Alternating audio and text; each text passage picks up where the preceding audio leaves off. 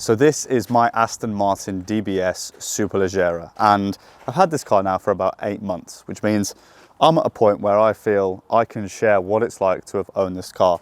And the best thing is I've owned and still own pretty much all cars in its class, meaning that for this money, I can really compare whether or not this is a good buy. This car cost me, I think, around 140, 150K, something like that. And to be honest, I don't think there's a whole lot better that you can get with the money. There's definitely not much cars that sound as good as the 5.2 litre V12. There's definitely not as many cars that have this level of class about it, that tell this much of a story about your character. And there certainly isn't this many cars that can push 725 horses through the rear wheels and be this comfortable in doing so. Oh, and they even give you a hat if you buy one from Aston Martin. This is my first ever Aston Martin, and one thing I have to say I've noticed from the outset is just every detail is so well thought through. The materials are proper. There's no shitty materials in here. Everything feels comfortable.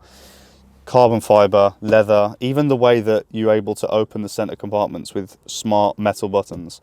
For me, and I'm no car journalist, but for me, this is something that stands out and something that I notice, especially when I compare it to things like an R8 of similar price tag, different car for sure, but you aren't going to get this level of quality build, this comfortable of a driving position, and you won't get this startup. Now, don't get me wrong, it's definitely not as exciting or as thrilling as a supercar.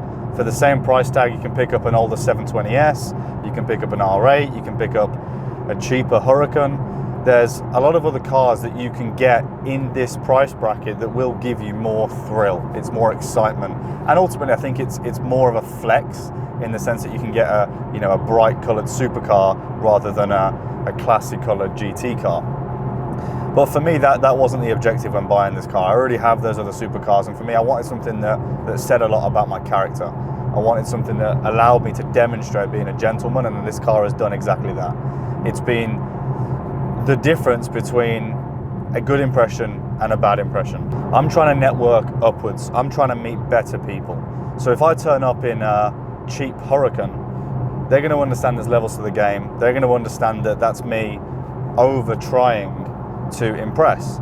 Whereas this kind of car, it's subtle, it says a lot about you, it's expensive for a car that doesn't look that expensive in traffic, and naturally I think that will help you network. So as a guy especially looking to network in this world, this kind of car does wonders for you. Right now I'm taking this on a quick test drive for the benefit of this review, but typically I will only take this car in serious places, meaning that I'm only ever going to really rock about in this when I'm well dressed, when I'm in a suit, when I smell good, feel good, look good, taste good. So naturally, for me, this kind of car is something that allows me to play into that character of being a top drawer man. You feel like James Bond. You throw on Adele Skyfall, you're in your suit, and you feel like you're in the film. And there aren't many other cars that will let you play that character, let you feel like you're a movie star. I've taken this car on the NC 500 road trip in Scotland, and for me it's the perfect balance of a road trip car because you can chuck it in GT, soften the suspension like I've done right now, comfortable, heated, cool seats, nice sound system, great driving position. I'm enjoying the ride, it's comfortable. But with a couple of clicks of some buttons, stiffen the suspension, put it into Sport Plus, put it into track mode on the traction, and before you know it, the V12 comes to life and you can have some fun. Now this car is quick as well, 725 horses. It doesn't keep up with the 720. In fact, I don't even think it would really keep up with Huracan or R8, especially in that lower speed range, because naturally it's rear wheel drive, it's a lot of horsepower, and it's a GT car. So it's not all out speed. At the top end it's very fast. In the mid range, I'd say it's quick. In the lower speed ranges, it's really not that fast at all because it's spinning a lot. But that's not the point of this car.